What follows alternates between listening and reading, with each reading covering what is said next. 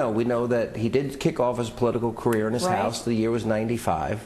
We know they've sat on multiple boards together. We know they give him speeches together. We know there's been sort of a back and forth financially, Ayers contributing to Obama, Obama sort of working some money back through them.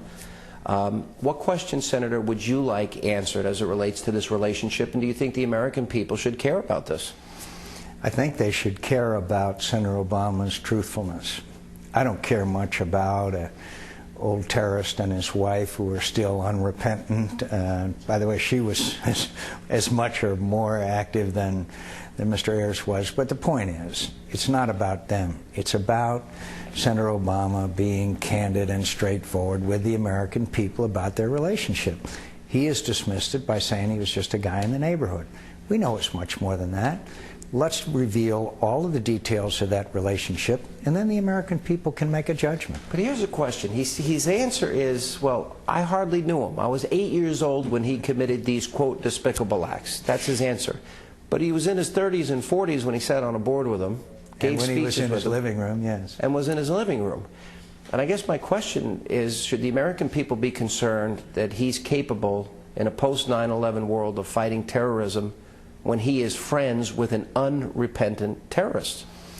Well, I think that's also part of the judgment American people make. But first, I think we ought to have a full and complete examination of the relationship. And then the American people can make a judgment. And so far, I think it's very clear that he was a lot more than just a guy in the neighborhood. Do you think this needs to be asked more in your next debate? Do you think this should have... Because a lot of us in the media were sitting back thinking, because of the New York Times and because of your comments, Governor, is this something that needs to be vetted out? Well, I hope it's vetted out. I think it needs to be vetted out, and I think the American people understand whether Senator Obama has been truthful and candid about his entire relationship with Mr. Ayers and with others, very frankly. All right, well, let's talk about others. Including the Acorn organization. Well, we've got, this is now part of a larger narrative that's emerging, and the Obama campaign seems very, very defensive about this. They don't want any questions. How dare you ask? This is unfair. But he's friends with Father Flager, a radical, fairly radical figure in Chicago.